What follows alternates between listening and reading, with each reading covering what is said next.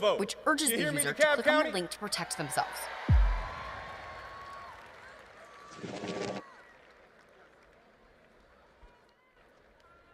John Lewis.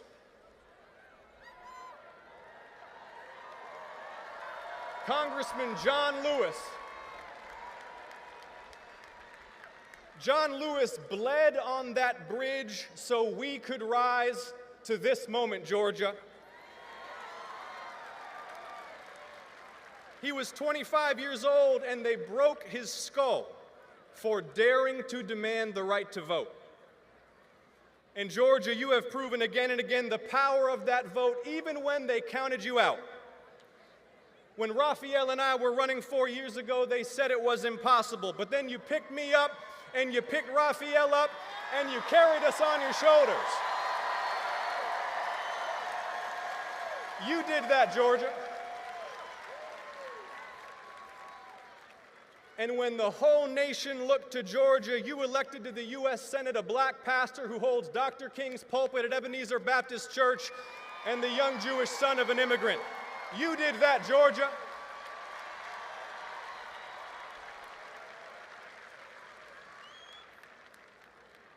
Well, Georgia, now the whole nation looks to us again.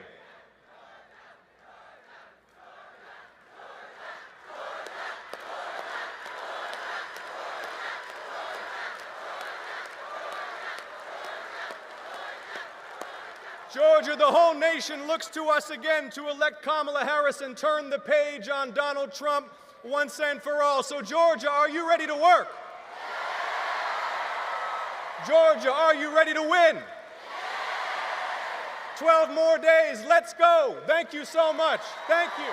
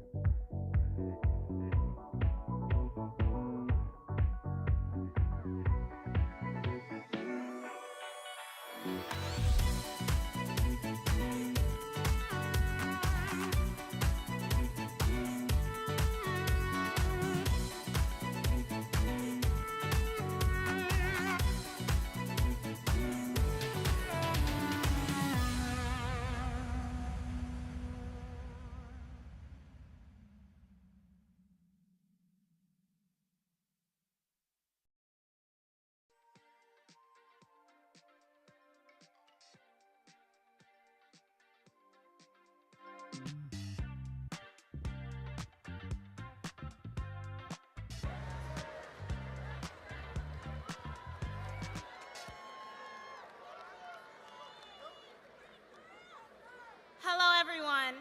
My name is Chastity Singleton, and I am a freshman at Georgia State University.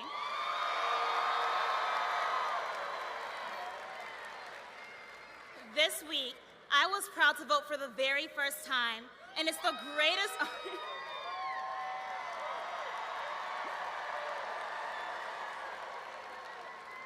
and it is the greatest honor of my life to go from casting my very first ballot for Vice President Harris to sharing a stage with her tonight in my home state.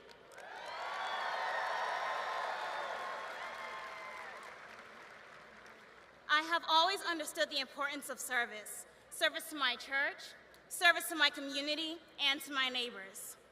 That's why I was so excited to vote early this week, because I know Vice President Harris shares these values too.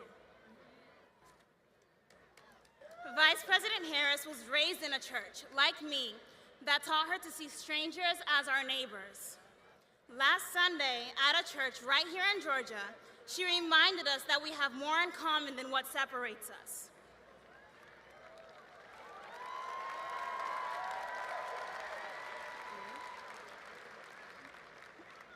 The Vice President has worked for the people her entire career, and now she's fighting for a new way forward for young people like me and folks across the country so that we can not just get by, but get ahead. She's fighting to earn the burden of student debt. She's fighting to protect our basic reproductive freedom. She's fighting to lower housing costs and make it easier for young people like me to get a jump start.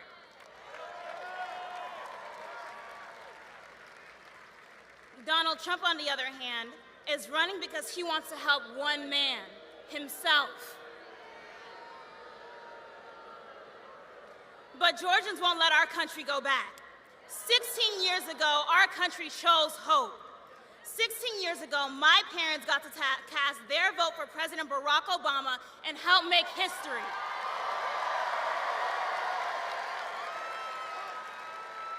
Now, I am proud to be playing a part in helping make history when we turn Georgia blue again and send Vice President Harris to the White House.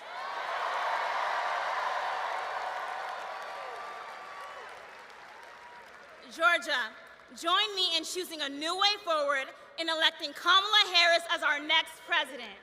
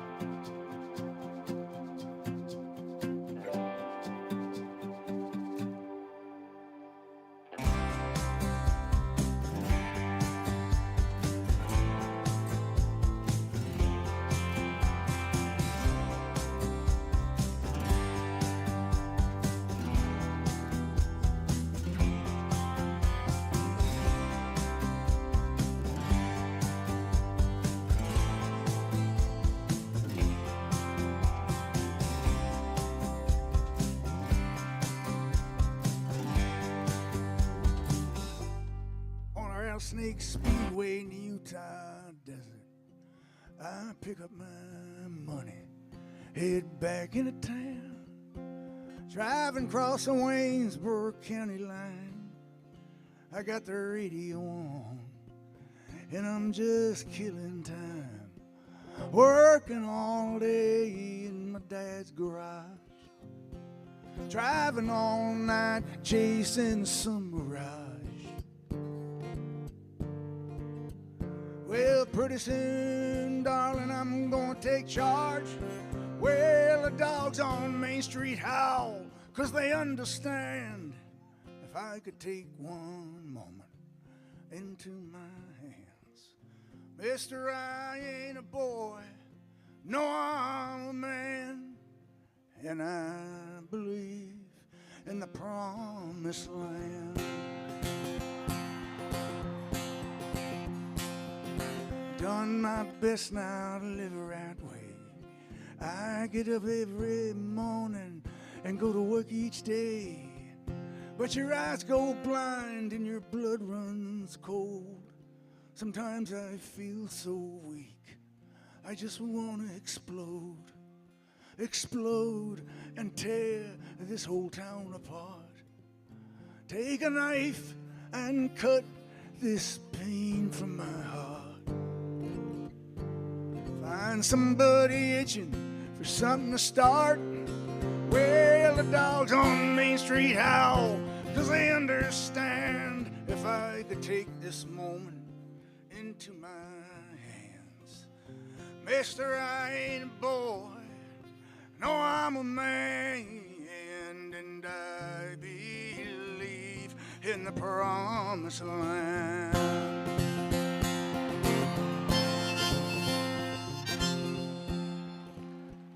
Now there's a dark cloud rising from the desert floor.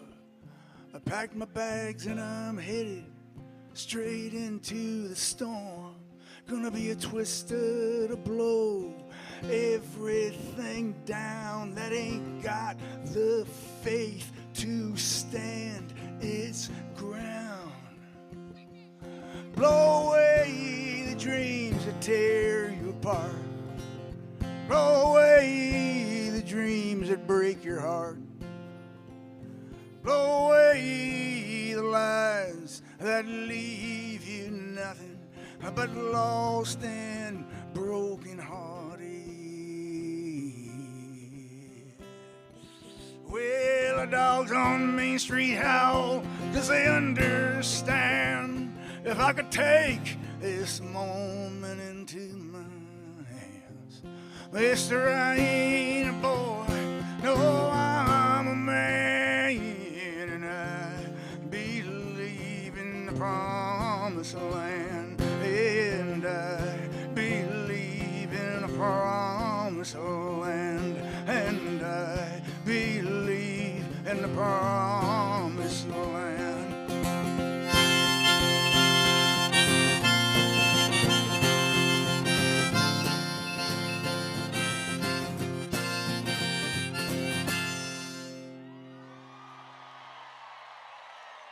Thank you.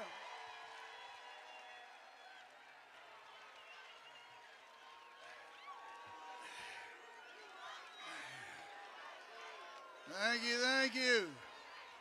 I'm Bruce Springsteen, and I am here today to support Kamala Harris and Tim Walz for President and Vice President of the United States, and to oppose Donald Trump and J.D. Vance. Now, here's why. I want a president who reveres the Constitution, who does not threaten but wants to protect and guide our great democracy, who believes in the rule of law and the peaceful transfer of power, who will fight for a woman's right to choose, and who wants to create a middle-class economy that will serve all our citizens. There is only one candidate in this election who holds those principles dear: Kamala Harris. She's running to be the 47th President of the United States. Donald Trump is running to be an American tyrant. He does not understand this country, its history, or what it means to be deeply American. And that's why November 5th, I'm casting my vote for Kamala Harris and Tim Walz. I urge all of you who believe in the American way to join me. Thank you. This is Land of Hope and Dreams.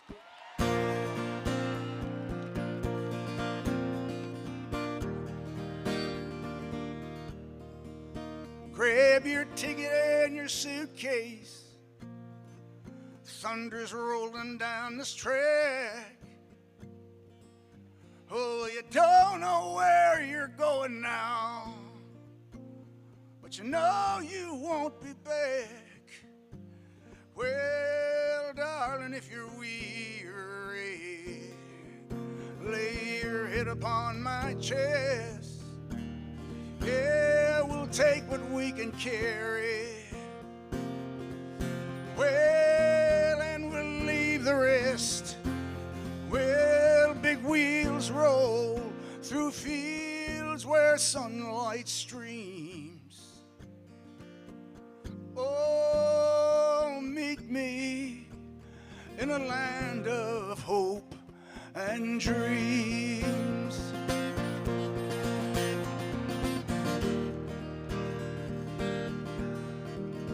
Yeah, well, I will provide for you, and I'll stand by your side, 'cause you'll need a good companion now. Oh, for this part of the ride. And leave behind your sorrows. Let this day be the last. Oh, tomorrow there'll be sunshine, sunshine. And all this darkness past.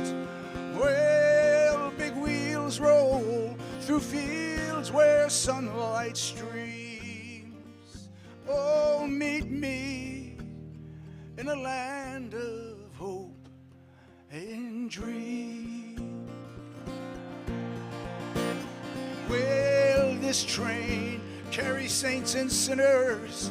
Oh, this train carries losers and winners. Oh, this train carries whores and gamblers. Yeah, this train carries lost souls. I said, now this train, dreams will not be thwarted. On this train, faith will be rewarded. On this train, hear the steel wheels singing. On this train, the bells of freedom ringing.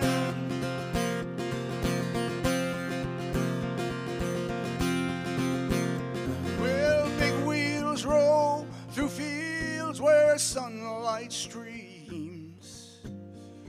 Oh, meet me in the land of hope and dreams.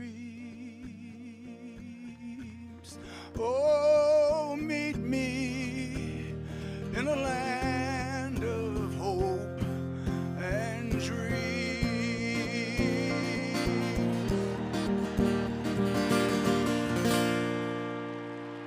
Yes, yes, yes, yes, yes.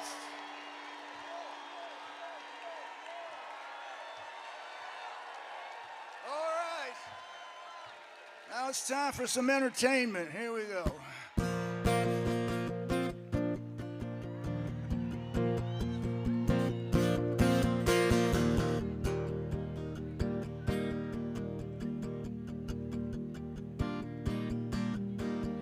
I get up in the evening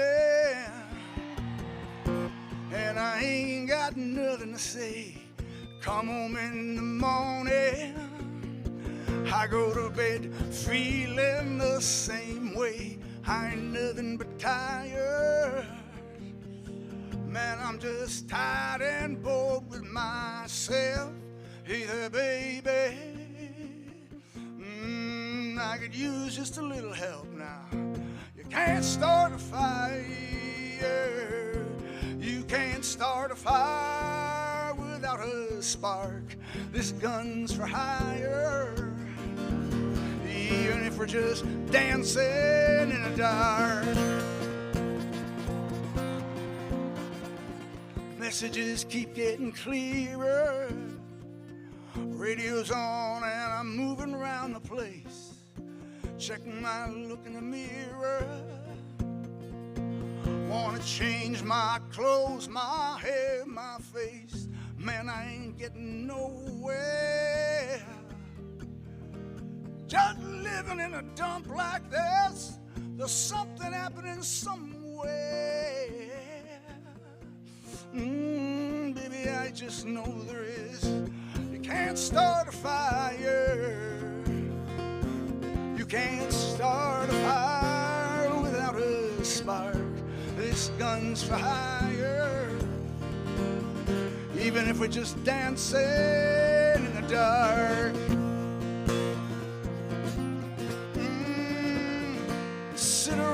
getting older. There's a joke here somewhere, and it's on me. Shake this world off my shoulders. Come on, baby, have a laugh on me. Stay on the streets of this town, and they'll be carving you up all right. Say you gotta stay hungry. Well, I'm just about starving tonight. I'm dying for some action. I'm sick of sitting around here trying to write this book. I need a love reaction. Come on now, baby, give me just one look. You can't start a fire sitting around crying over a broken heart. This gun's for hire. Even if we're just dancing in the dark, you can't start a fire worrying about your little world falling apart. This gun's for hire. Even if we're just dancing in the dark. Even if we're just dancing in the dark. Hey, baby.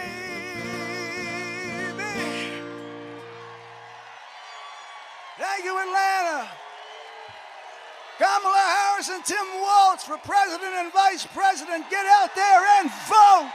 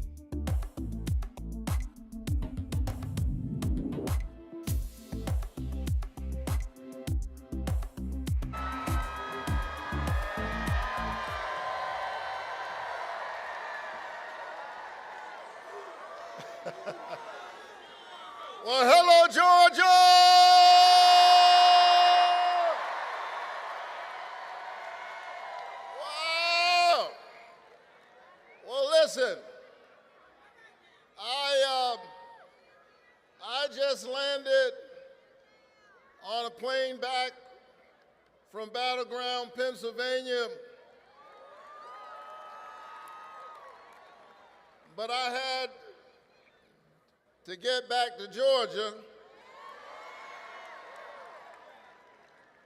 to welcome the next President of the United States of America, Kamala Harris, and the next Vice President of the United States, Tim Walz, to Battleground, Georgia.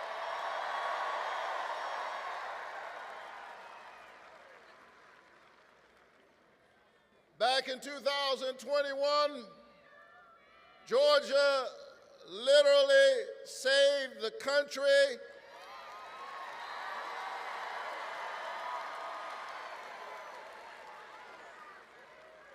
and in my best Georgia accent and way, let me say that we're fixing to do it again.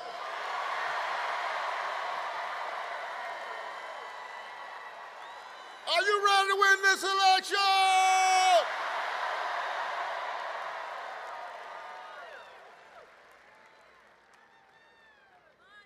Hear me tonight. I know that we are in the midst of a political election. But hear the pastor tonight when I say to you that this is more than an election, it is a moral moment in America.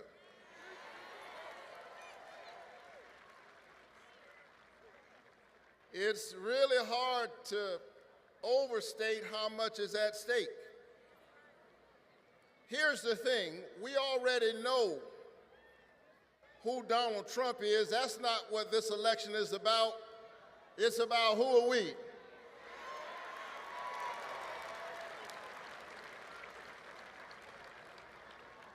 I still believe that the American people at the end of the day are going to embrace that age-old American covenant, e pluribus unum, out of many one, because we know that we stand together,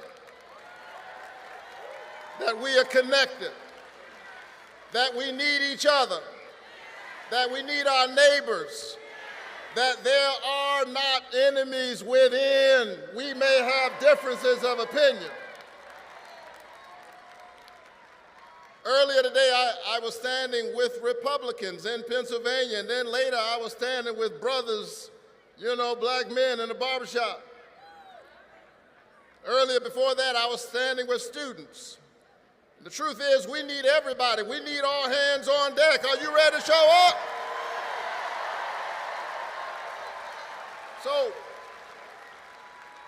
So let me defy Baptist gravity and be brief. There's a lot of talk these days about what black men are going to do. Let me speak to that for just a moment.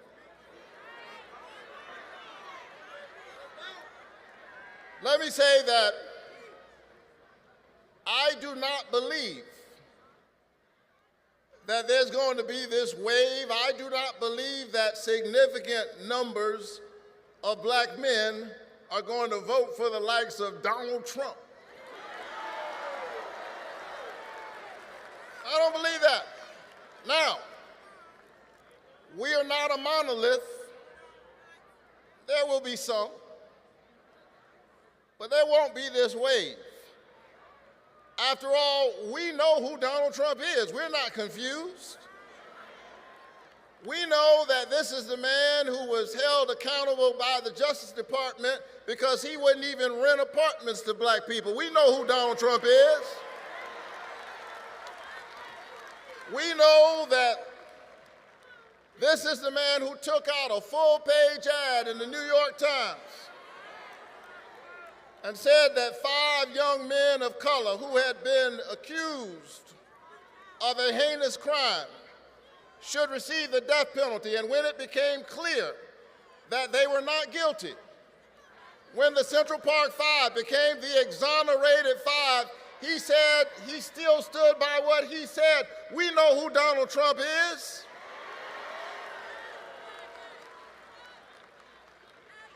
This is the man who entered into the political arena on a racist birther lie that the first African-American president was not born here. We know what he was up to. He was trying to say, you're not one of us. But I believe that the American people will reject this hatred, will reject this bigotry. We understand that we are one people. Are you ready to stand together and win this election? Are you ready to stand on behalf of truth and righteousness and justice?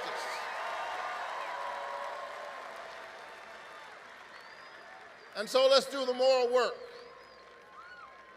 Let's do the hard moral work that we will have to do even after November 5th to redeem the soul of our nation.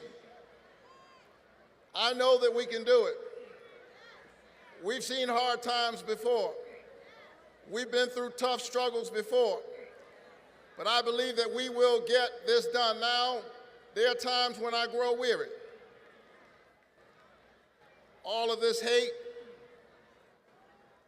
all of this terrible rhetoric we've been hearing ever since he came down that elevator, public discourse in America has been going down. And every now and then I grow weary, and when I grow weary, I look up, and because I'm a preacher, I'd love to tell you that I see something profound in the heavens. But all I really see is birds flying by. But I like to see geese fly. Why? Because geese fly in a V formation. And the one out front who is getting all the glory and all of the sunlight, the wind on his face, believe it or not, the one out front is actually working the hardest. But what I like about geese is that when the one out front finally gets tired, he just moves further back in the formation, and when he moves back, she moves up and takes his place.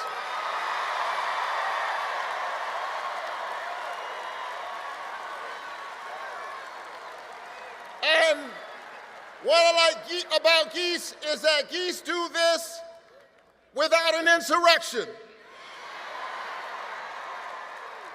Geese do this without shutting the geese government down.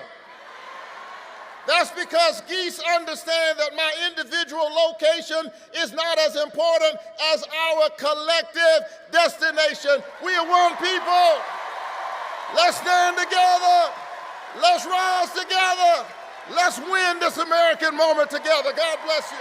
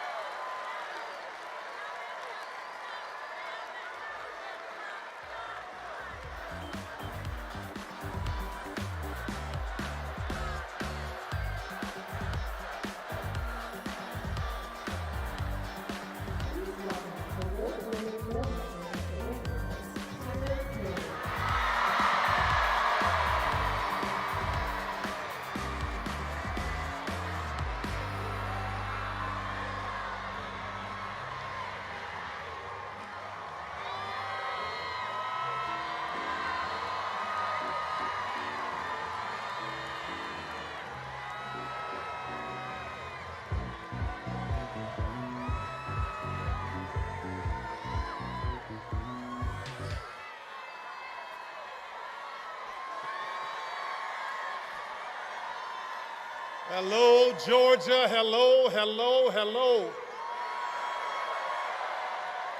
I got to tell you, I've been a resident here for a little more than 30 years, so I know a few things about Georgia. What I want to share with you today is that this is where I found the American dream for myself. And lately I found myself having my feet in two different worlds. One where I'm talking to very wealthy people at their table, and then I come to work and I'm talking to people who work for me about everyday problems and everyday issues. So it puts me in a very, very peculiar spot to be able to talk to you. And I'm grateful for that, having my feet in both those worlds, because I still remember what it was like to stand at the Winn-Dixie on Buford Highway and have $20 and try to figure out, how do I make this meal work for the week? I know what it's like to have my landlord knocking at the door and I'm in the bed hiding because I don't want him to knock on the door because I know he has an eviction notice. I know what it's like to be homeless here in Georgia. I know what it's like to have to scrape up enough money to get to stay at a pay-by-the-week hotel off of Buford Highway. I know what it's like. I know what it's like to sleep in my car wrapped in my grandmother's quilt because I had no place to go. I know what it's like to come from work and walk outside and realize that my car has been repossessed. So make no mistake, I know and I remember how hard it is, and I remember the struggle, and I also know, hear me, how expensive it is to be poor. But I also believed in an American dream. And when I was coming here to Georgia, I was looking for inspiration, and there was this show called Lifestyles of the Rich and Famous. And there was a man on there that I really admired, I looked up to. He had a helicopter, and his name was on hotels all over the place. He was, hold on just a second, let me get through this so you hear what I'm saying. Young black men admired him because his name was in rap lyrics. So when I first started making a little money, the first thing I did was checked into the Trump Hotel because I wanted to feel that specialness. But then I started to do my research. Research is important. Truth is important. Facts are important. I found out about a discrimination lawsuit against he and his father because they didn't want people like me in their building. I found out about him taking a full-page ad out on young black men in the New York Times. I found out about the birther lie. We all heard it, saying that Barack Obama was not born in this country. There are undertones there and there are echoes there that we all had to pay attention to. So I watched him when he won the presidency. I watched him say that there were good people on both sides when neo-Nazis were screaming, "Jews will not replace us."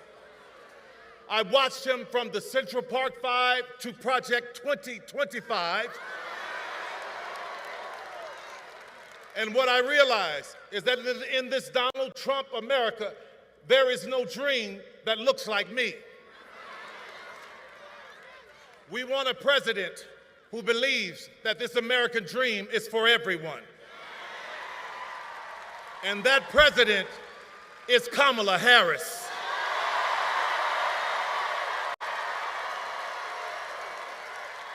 We want a president that understands, like I did in Georgia. When I came here, I didn't have anything, but I had a dream. So I worked, and against all odds, I worked my way to where I am now. It was here in Georgia. See, in Georgia, you know what we do? We don't sit around and complaining. We go to work.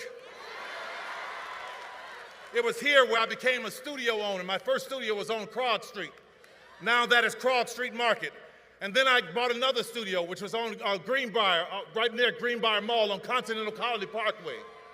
And it was there that Barack Obama came in 2012 to do a fundraiser. And he was getting ready to leave, and he said, "Come ride with me. We're going to my house for a fundraiser." And I'm like, "Wait, you want me to ride with you in the Beast?" So I get in the car, and traffic is stopped, and we're riding, and he's talking to me. And for those of you who are old enough to remember Charlie Brown, all I heard was wah, wah, wah, wah, wah, wah. I finally said, "I'm sorry, Mr. President, but I haven't heard a word you've said, because I'm in awe of this country. What a great country that you could become president of the United States." And he turned to me quick as a flash and he said, "Yes, but what a great country that you could become Tyler Perry." From that moment, I went and I bought a bigger studio. I bought Fort McPherson Army Base. Right now, where we hire thousands of people are coming through that doors. And I don't care what was stacked up against me. I don't care. I didn't pay attention to that. What I paid attention to was, how do I help somebody? I broke through that door, laid it down on its side, and let it become a ramp so that somebody else can get higher too.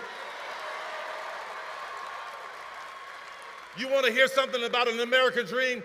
Fort McPherson was once a Confederate Army base where there were Confederate soldiers trying to plot and plan on how to keep 3.9 million Negroes enslaved. Now that land is owned by me.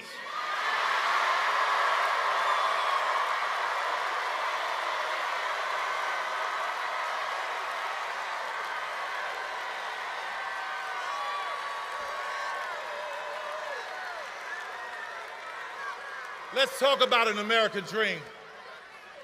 It's seniors working so hard and working hard and seniors working hard. And what I realized when I bought it, that seniors around, their taxes were going through the roof.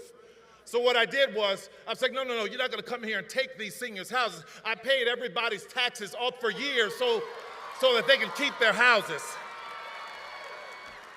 When an 85-year-old woman in Coweta County lost her house to a fire and wanted a place for all her grandkids, I rebuilt that house for her.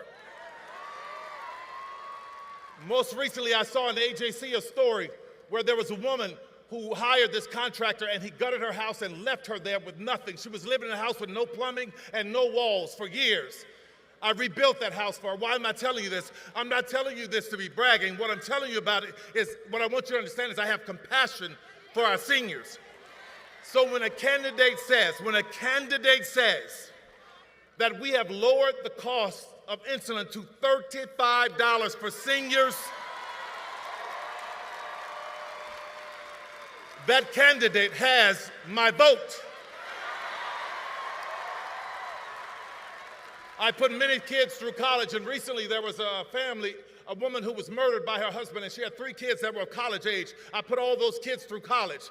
So when I hear a candidate say, we are going to do what we can to reduce student loan debt, that is a candidate that I can stand with. I stand with a candidate who has an American dream for everyone. She stands with us. And she has an American dream for our children. And let me tell you something about the children. I don't know if you remember, but her DNC speech was great, right? But there's a moment that you may have missed.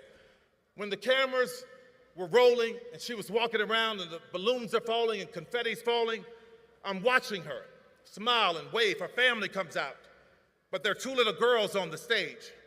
And I see her constantly making sure they're okay, not getting too close to the edge. That's what you want. See, the little things will tell you about the heart of a person.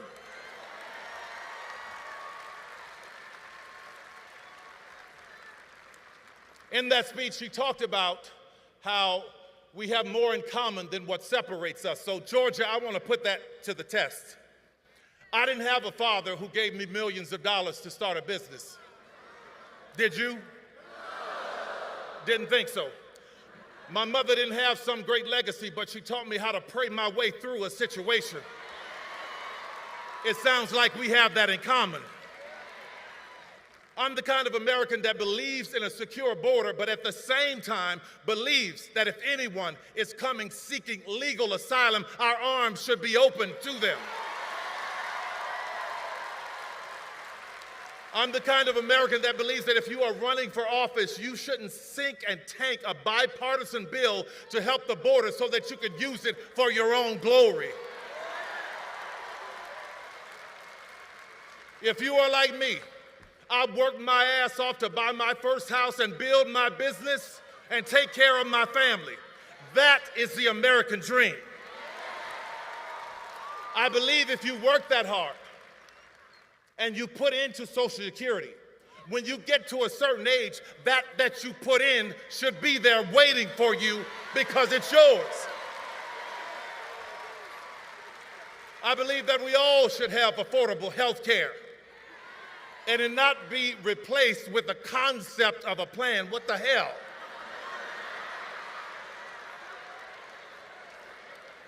I'm the kind of American that believes that no matter what your party, we ought to be able to sit down and have civil conversation so that we can work toward a solution, the same as I do with our governor, Brian Kemp. I'm the kind of man that believes, I'm the kind of man that believes that the government nor a man should be telling a woman what she can and cannot do with her body.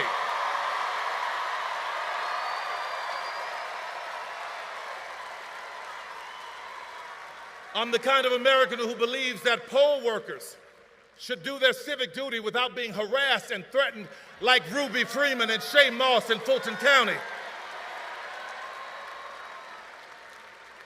And I am not the kind of American that glories in, enjoys, laughs at, or celebrates an 80-year-old man being hit with a hammer because his wife is in politics and you don't agree with her. And two things can be true at once. I am not the kind of man that glory in, celebrates, enjoy, or laughs at a 78-year-old former president almost meeting his death at an assassin's bullet in Butler's, Pennsylvania. It's not right. It's about decency, America, and I think you agree with me.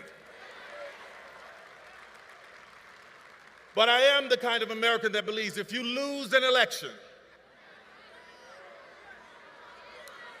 that you honor the constitutional, peaceful transfer of power. And judging by your reaction, I believe Kamala is right. We have more in common than what separates us.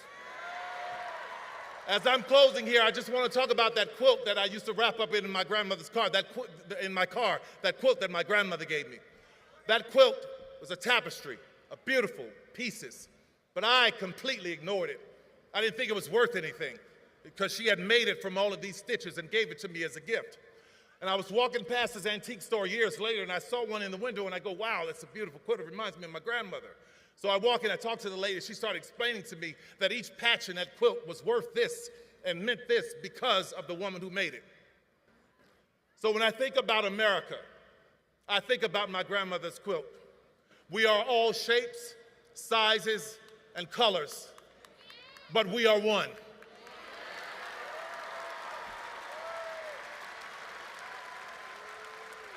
And it was so important for me to stand with a candidate who understands that we as America, we are a quilt.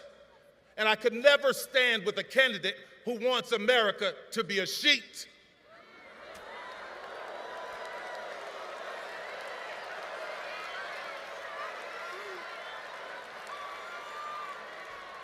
So today, I voted for Kamala Harris.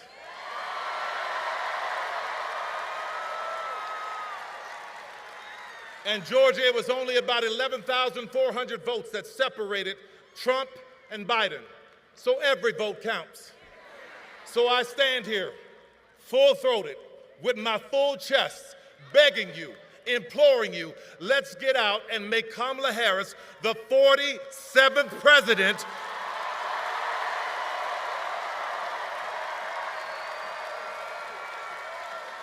of the United States of America. Thank you, everybody. God bless you.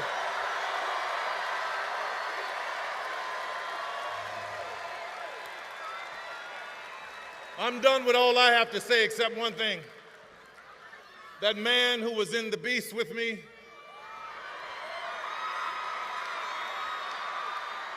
you know him, Michelle's husband.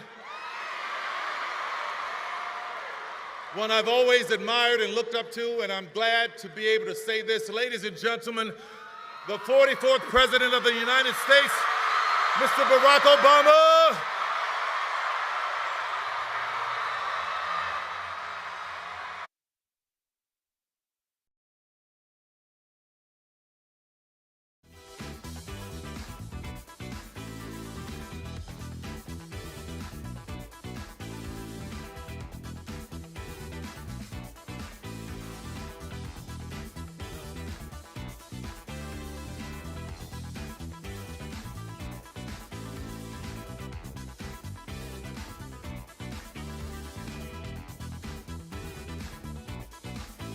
Hello, Georgia. Are you fired up? Are you ready to go? It is good to be back in Georgia. Good to be back in Atlanta. And this is quite a lineup you've had here. You got my buddy Bruce Springsteen. You got Tyler Perry. You got a couple of guys from those Capital One commercials. If that doesn't get you fired up to vote, I don't know what will. Now, you've heard this already. I am going to repeat it. We are going to keep repeating it. Here in Georgia, early voting has already started. So if you have not already, go vote. Return your absentee ballot. If you're going to vote, remember to bring your photo ID. If you need to figure out where to go to iwillvote.com/GA, and then you get your friends and you get your family to make a plan to vote. Because together we have a chance to choose a new generation of leadership in this country and start building a better and stronger and fairer and more hopeful America. Now, I love you too.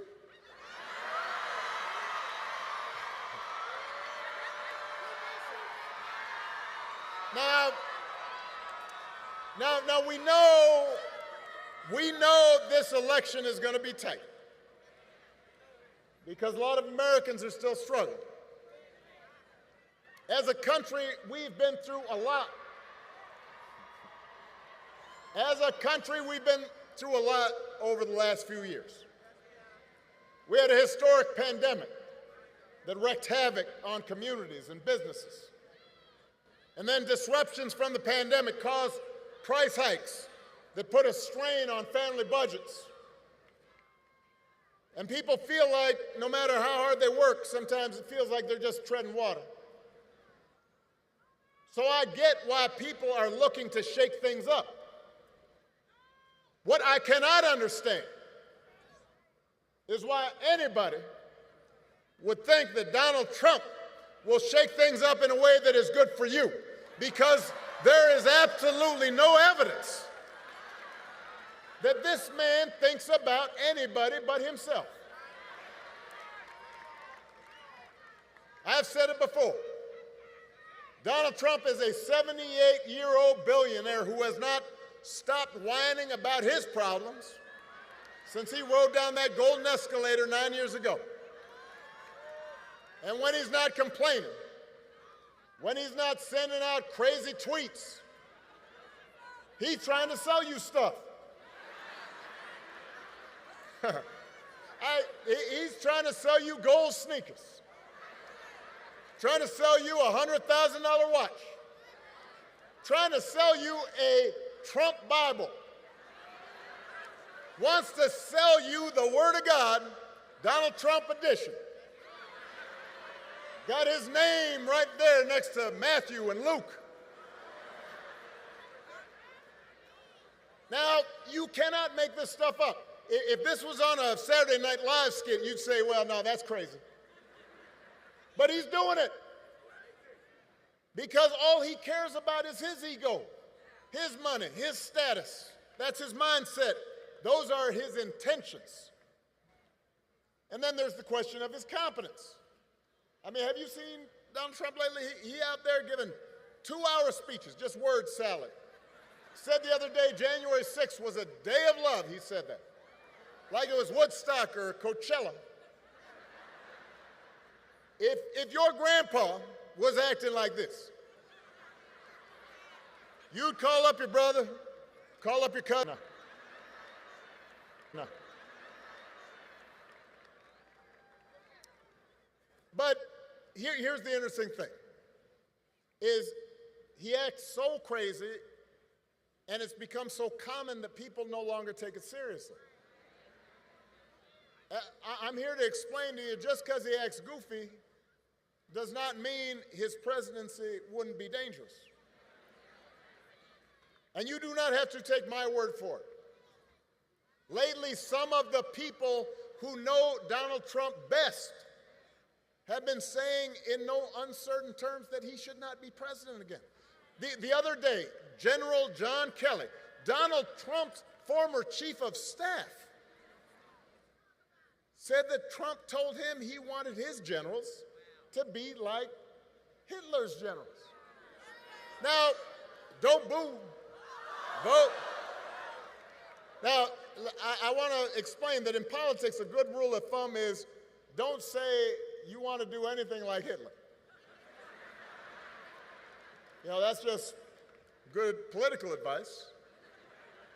But it is useful because it gives us a window into how Donald Trump thinks.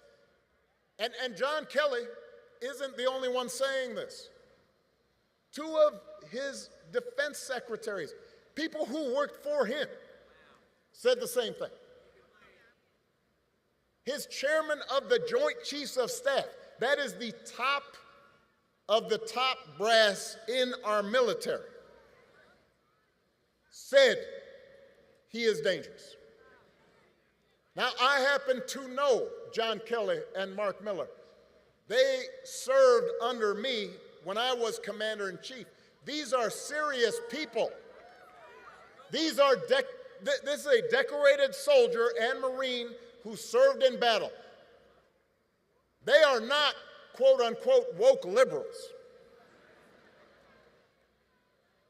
They are people who have never in the past even talked about politics because they believe that the military should be above politics. But the reason they're speaking up is because they have seen that in Donald Trump's mind, the military does not exist to serve the Constitution or the American people. He doesn't see being commander-in-chief as a solemn, sacred responsibility, just like everything else. He thinks the military exists to do his bidding, to serve his interests. He said if he's elected, he'll use that military to go after, quote, the enemy within, which he defines as anybody who criticizes him or refuses to bend the knee. He can't handle that. And unlike last time, unlike the first time, he won't have people like John Kelly around to stop him. He'll be surrounded by people who are just as loony as he is and who will let him do what he wants. And so my question to you, Georgia, is how is any of that going to help you? We do not need 4 years of a wannabe king, a wannabe dictator running around trying to punish his enemies. That's not what you need in your life. America's ready to turn the page. We are ready for a better story. Georgia, we're ready for a President Kamala Harris.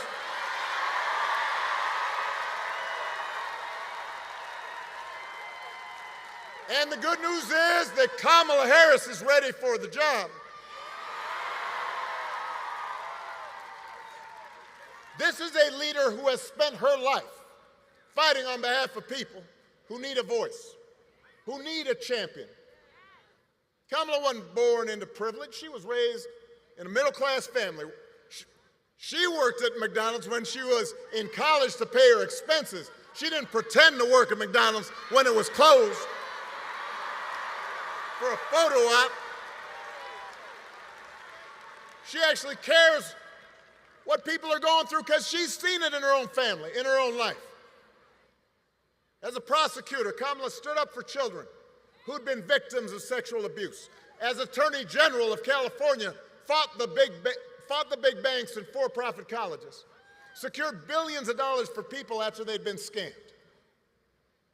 After the home mortgage crisis, Kamala pushed me and my administration hard to make sure homeowners got a fair settlement. It didn't matter that I was a Democrat, that she had knocked on doors for my campaign in Iowa. She was not going to let anybody stop her from winning as much relief as possible for families who deserved it. So the point I'm making, if you elect Kamala Harris, she will not be focused on her problems, her ego, her money. She's going to be focused on you. She's going to be focused on you. Kamala understands that too many folks here in Georgia and across the country are struggling to pay the bills. Now, understand, wages are steadily growing. Unemployment is low. Inflation is finally slowing. But we all know the price of everything from housing to health care to groceries is still too high. And it hurts. She understands that. The question is, who's really going to do something about it? So Donald Trump's plan is to give another massive tax cut to billionaires and big corporations. Because he was a reality star on The Apprentice, there are some folks who think, well, I don't know, he's a businessman, he must know something about the economy. I've heard people say this, right? I'll talk to them, why would you think about voting for this guy? Well, I remember the economy when he first came in, it was pretty good. Yeah, it was good because it was my economy.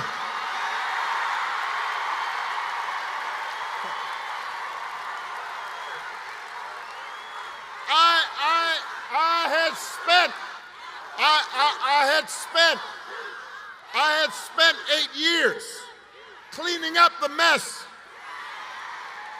that the Republicans had left me. And then I handed over 75 straight months of job growth to Donald Trump.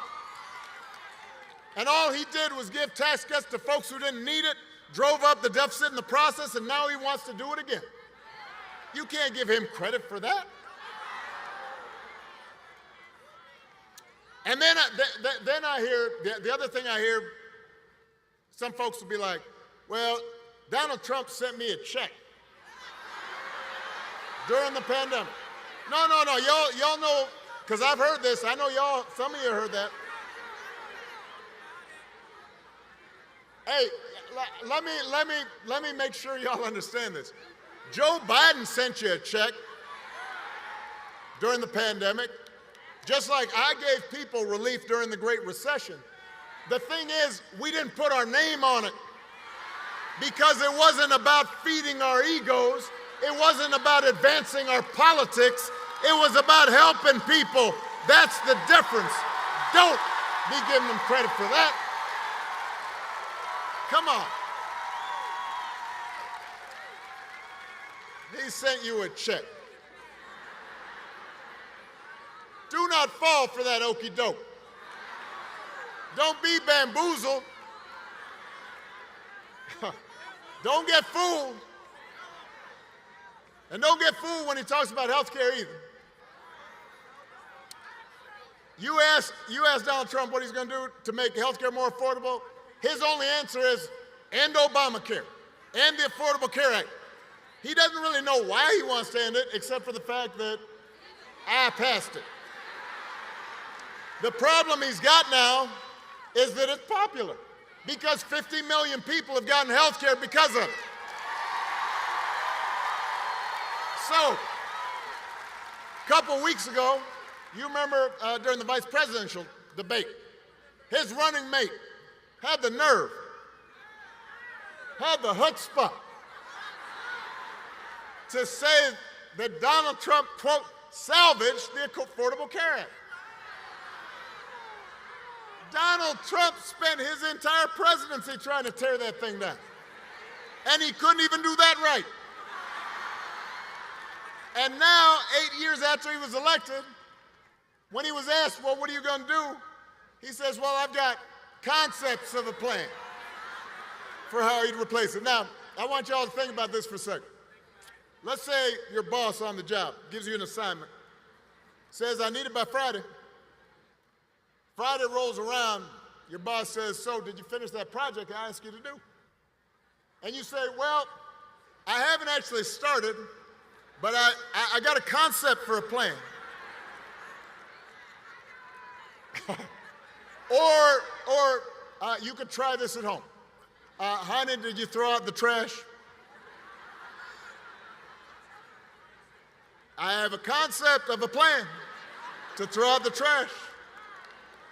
How's that going to go over? On the couch. That's how it'll go over. If it wouldn't work for you, why should it work for the next president of the United States? The good news is that Kamala Harris doesn't have concepts of a plan. She got a plan to make your life better. She's going to go after corporations that unfairly jack up prices. She's going to make it easier to build and buy a home. She's going to limit out-of-pocket health care costs. She's going to give a tax cut to 100 million middle-class families and working Americans. And if Congress passes a bill to restore the reproductive freedom that women had for nearly 50 years, the freedom that Donald Trump bragged about taking away, Kamala will sign it into law.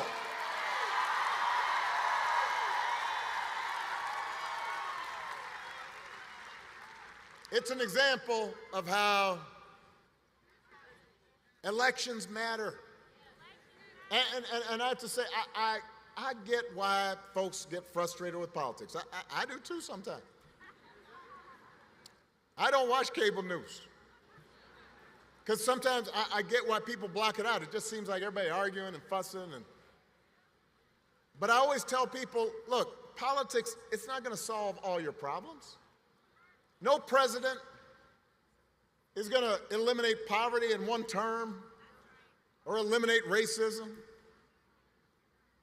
because those problems are hard.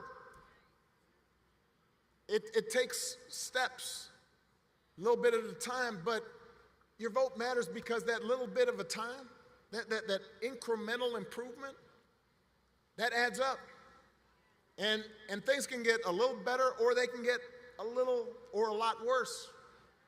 When I was president, we did not solve all problems with our healthcare system, but 50 million people getting health insurance that didn't have it before, that made a difference. You know somebody who has health insurance because of it. And I'm going to give you another example. When I was president, we put together an entire playbook for how to deal with a pandemic, because we had dealt with Ebola, we had dealt with the H1N1 virus. We put together a plan, and we practiced, and we had all the agencies in terms of how you're going to deal with the schools and how we're going to deal with the public health agencies. And we put it all together, and when Donald Trump came in, we gave him that playbook. And he, I guess, dropped it in the dustbin. 3 years later, a pandemic hit. And I want to be fair. Listen to me now.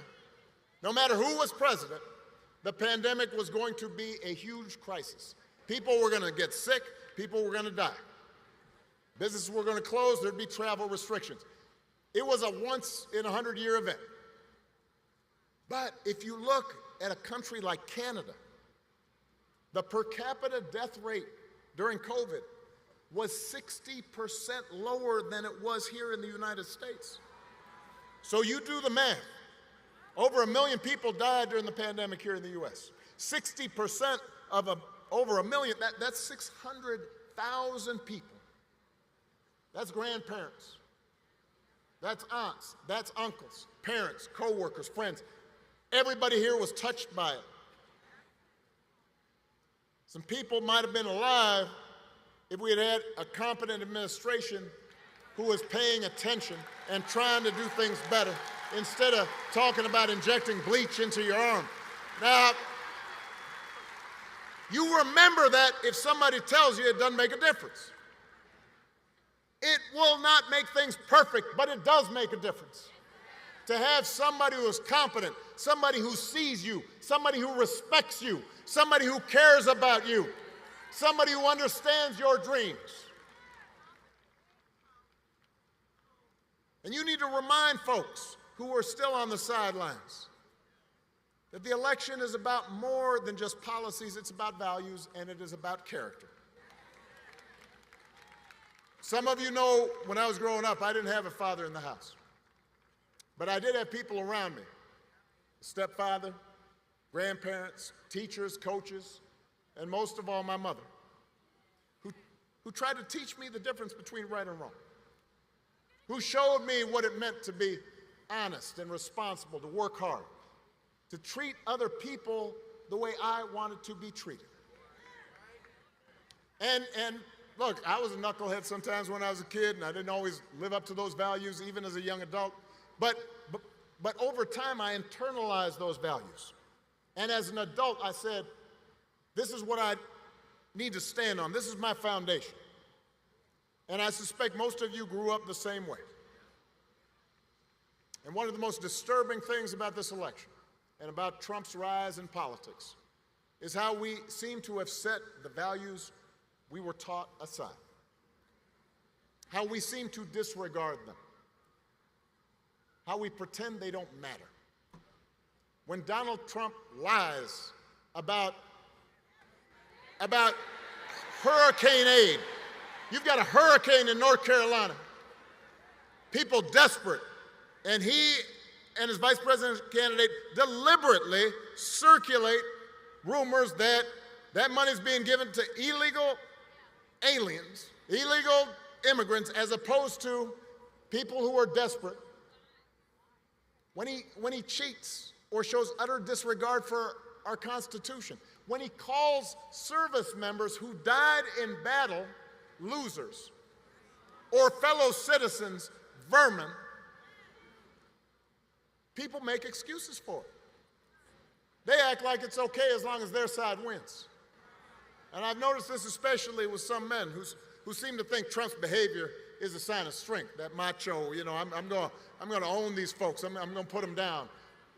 I am here to tell you, that is not what real strength is. It never has been. Real strength is about working hard and taking responsibility and telling the truth even when it's inconvenient. Real strength is about helping people who need it and standing up for those who can't always stand up for themselves. That's what we should want in our daughters and our sons. And that's what I want to see in the President of the United States of America.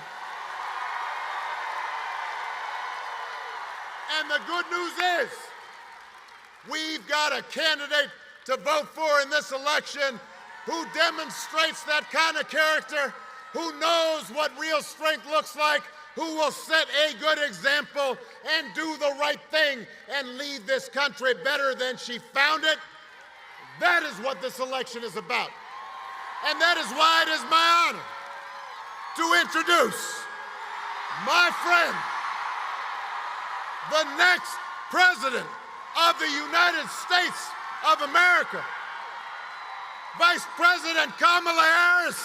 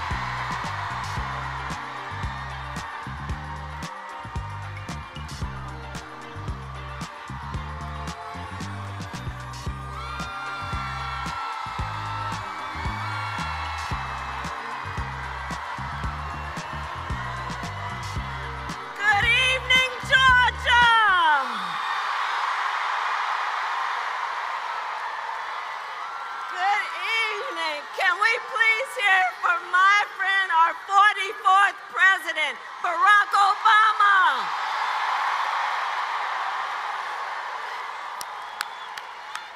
Oh, it's good to be back in Atlanta. All right. So, I love you too. I love you too.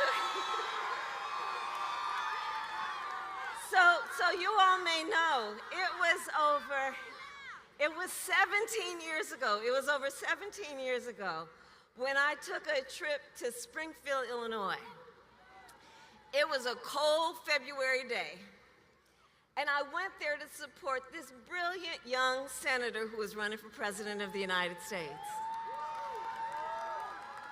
And millions of Americans were energized and inspired, not only by Barack Obama's message, but by how he leads, seeking to unite rather than separate us. And that is why in 2007, I went New Year's Eve to Iowa to knock on doors in the snow. And all these years later, Barack Obama, I say to you, your friendship and your faith in me and in our campaign means the world. Thank you, Mr. President. Thank you, Mr. President. And we have some extraordinary leaders with us tonight, and I thank everybody who's here for taking time out of your busy lives to spend this evening together. I want to thank Georgia's congressional delegation, all the local and community leaders who are here with us. Let's please give it up for Samuel L. Jackson, Spike Lee, Tyler Perry, and the great American poet, Bruce Springsteen.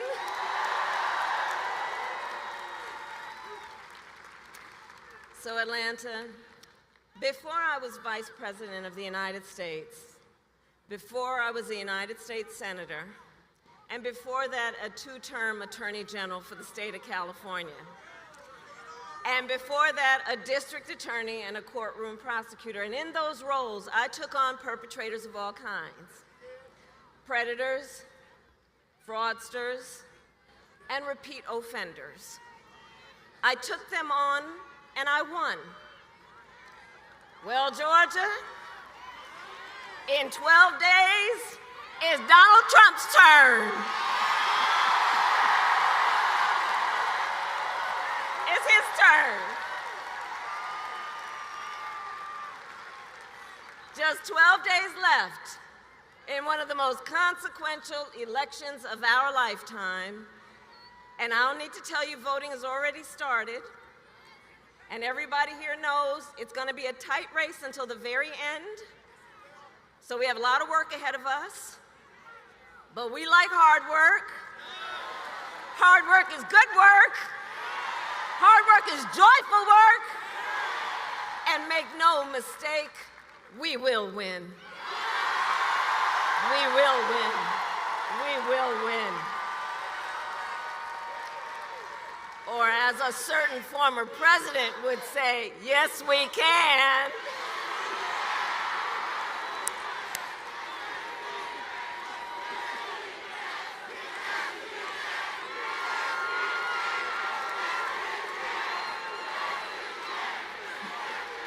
Yes, we will, and yes, we can.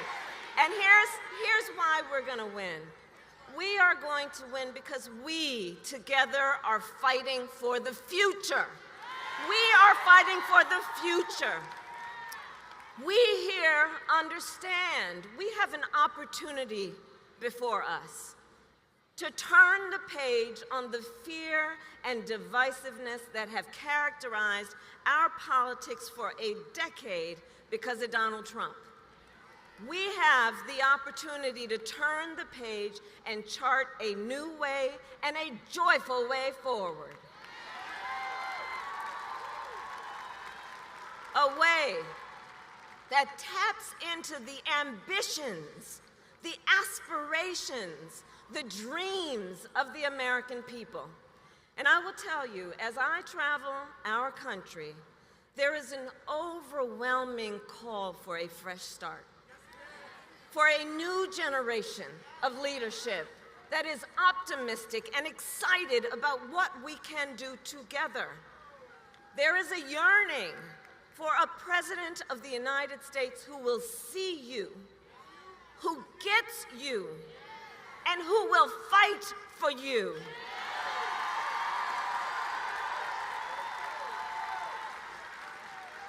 In my whole career, I have put the people before partisanship. I never once asked somebody, are you a Democrat or are you a Republican? Instead,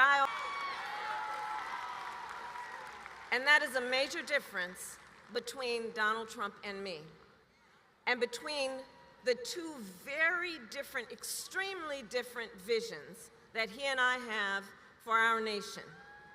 One, his focused on the past and himself. The other, ours, focused on the future and you. Together, we will build a future where we bring down the cost of living, and that will be my focus every single day as President of the United States.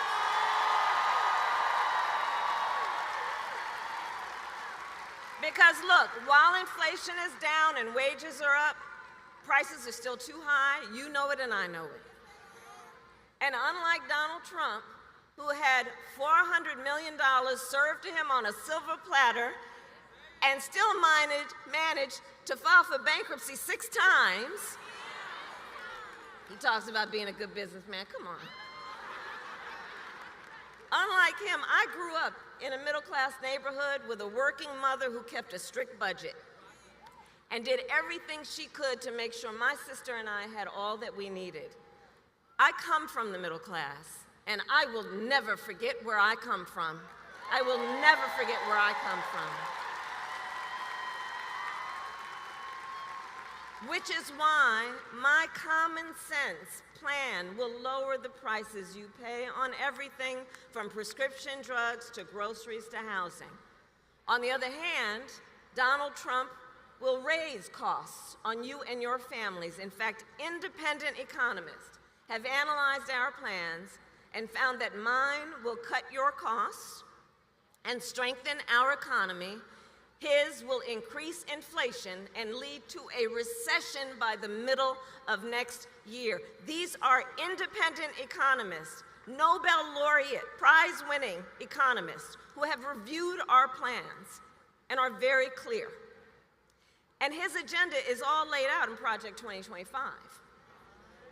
A detailed and dangerous blueprint for what he will do if he is elected president. And look, Donald Trump intends to impose a 20% Trump national sales tax on everyday basic necessities, which will cost the average family nearly $4,000 a year. On the other hand, I will take on price gouging, corporate price gouging. I've done it before, and I will do it again.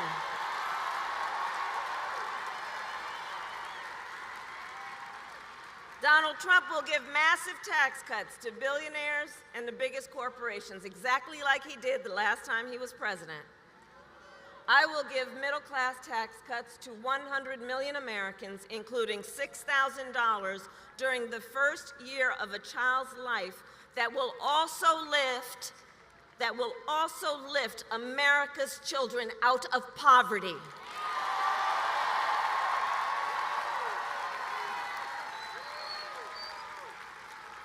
Donald Trump will get rid of the $35 cap on insulin for seniors. He will cut Medicare and Social Security.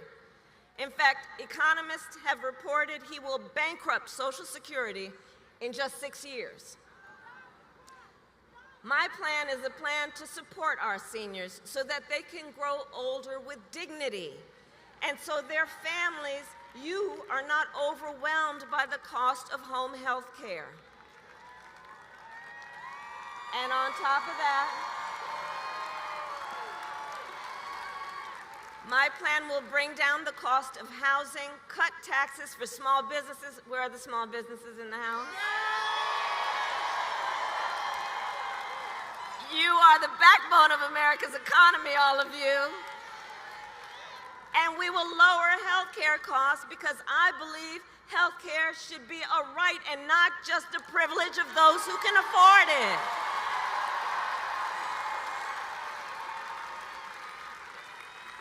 Donald Trump, on the other hand, intends to end the Affordable Care Act, or like we like to call it, Obamacare. And he wants to take us back to when insurance companies had the power to deny people with pre-existing conditions. Well, we are not going back. We are not going back. We're not going back.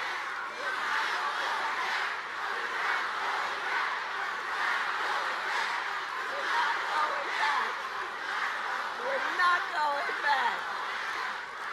No, we are not.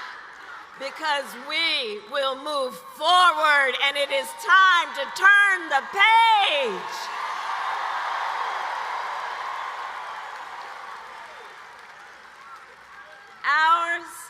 is a fight for the future, and it is a fight for freedom.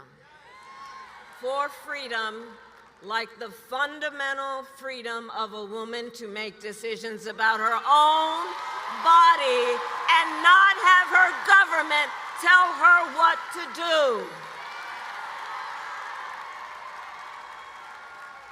And we remember how we got here. Donald Trump hand-selected 3 members of the United States Supreme Court with the intention that they would undo the protections of Roe versus Wade, and they did as he intended. And now, in America, 1 in 3 women lives in a state with a Trump abortion ban. I don't need to tell the folks here, except for Virginia, in every state in the South, including Georgia, there is a Trump abortion ban. Many with no exceptions, even for rape and incest. And let me tell you, the idea that someone who survives a crime of a violation to their body would be told they don't have the authority to make a decision about what happens to their body next, that is immoral. It is immoral. It is immoral.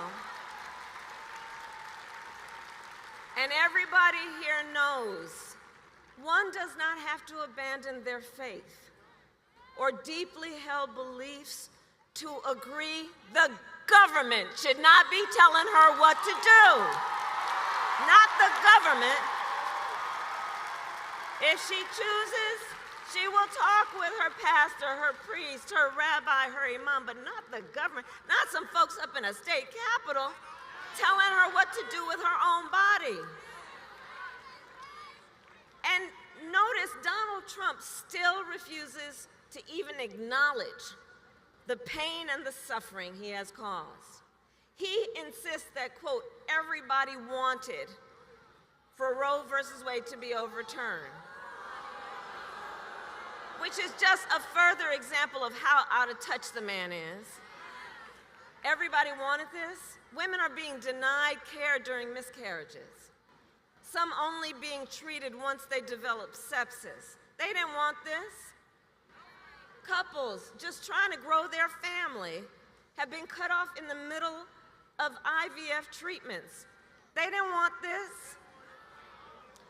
Women have died because of these bans, including a young mother of a 6-year-old son right here in Georgia. Her family is here with us tonight, and we speak her name, Amber Nicole Thurman.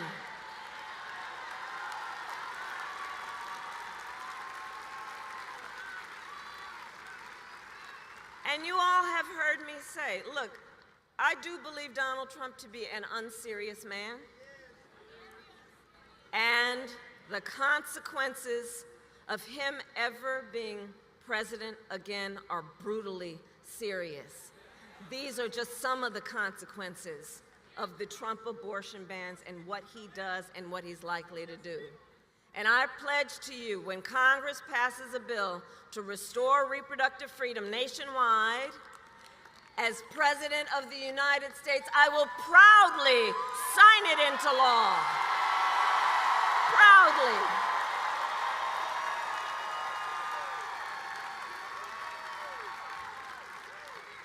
And across our nation, we are witnessing a full-on assault on other hard-fought, hard-won freedoms and rights, fundamental freedoms and rights, like Georgia knows, attacks on the freedom to vote, attacks on the freedom to be safe from gun violence, the freedom to breathe clean air and drink clean water, the freedom to love who you love openly and with pride.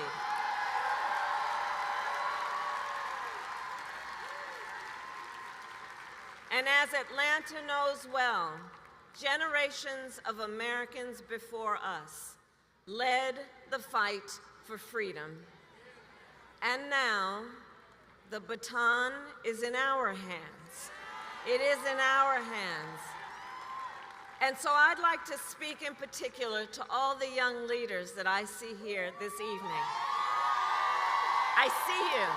I see you. I see you. And to you I say, you all have grabbed the baton. I've seen what you do, and I see how you are doing it, because you are rightly impatient for change.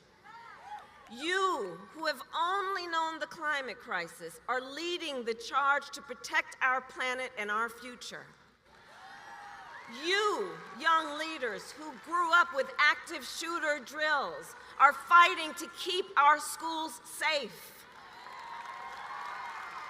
You, who know now fewer rights than your mothers and grandmothers, are standing up for reproductive freedom. And I know it is because for you, I say to our young leaders, this is not theoretical. This is not political. This is your lived experience. And what I love about you is you are not waiting for other people to figure this out.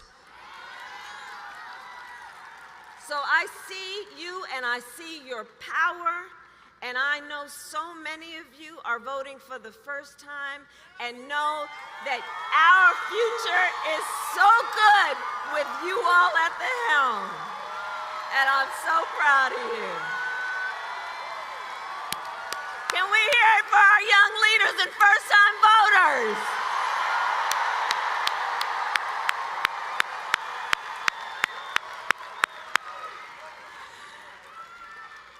So listen, so much is on the line in this election, and this is not 2016 or 2020. The stakes are even higher because over the last years, and in particular the last 8 years, Donald Trump has become more confused, more unstable, and more angry. You see it every day. He has become increasingly unhinged. But last time, at least there were people around him who could control him. But do notice in this election, they're not with him this time. In fact, just this week, America heard from John Kelly, a retired 4-star Marine general who was Trump's White House chief of staff, who said that as president, Trump praised Hitler. Take a moment to think about what that means. That Trump said, quote, Hitler did some good things. And that Trump wished he had generals like Hitler's, who would be loyal to Trump and not to America's Constitution. This is not 2016 and it is not 2020. Including because just a few months ago, the United States Supreme Court told the former president that he is effectively immune no matter what he does in the White House. Now just imagine Donald Trump with no guardrails. He who will claim unchecked and extreme power if he is reelected, who has vowed that he will be a dictator on day one, who calls Americans who disagree with him, I'm going to quote, the enemy from within. You know what that harkens back to? He's calling Americans the enemy within, who says that he would use the military to go after them.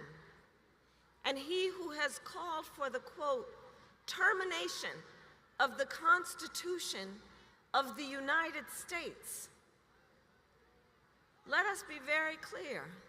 Someone who suggests we should terminate the Constitution of the United States of America should never again stand behind the seal of the President of the United States of America. Never again. Never again.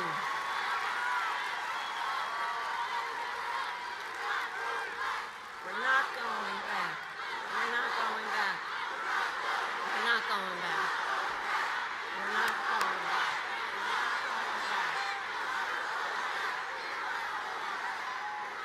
So, America, there is a huge contrast in this election. Just imagine the Oval Office in 3 months. Picture it in your mind. It is either, but there's a choice that everybody has. So let's imagine it for a moment. It's either Donald Trump in there, stewing over his enemies list, or me, working for you, checking off my to-do list. You have the power to make that decision. It is your power. It is your power. So, 12 days. All right. So, okay, we got work to do. Okay, so Georgia, listen, it all comes down to this. We are here together because we know what is at stake.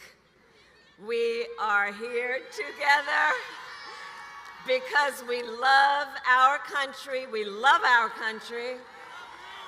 And I do believe it is one of the highest forms of patriotism to fight then for the ideals of our country and to fight to realize the promise of America.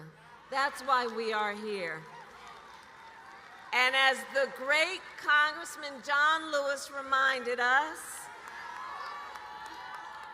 democracy is not a state, it is an act.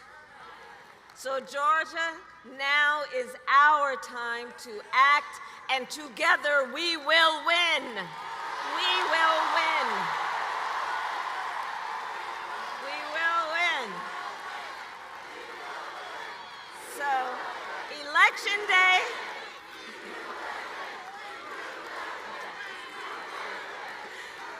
Election Day is in 12 days, okay, 12 days. And early voting has already started. So Georgia, we need you to vote early. Please vote early. Go to iwillvote.com to get all the information you might need. Because folks, the election is here.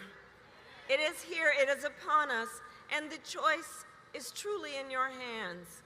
Your vote is your voice, and your voice is your power. So Georgia, I ask you, are you ready to make your voices heard? Do we believe in freedom? Do we believe in opportunity? Do we believe in the promise of America? And are we ready to fight for it? And when we fight, we win. God bless you, and God bless the United States of America.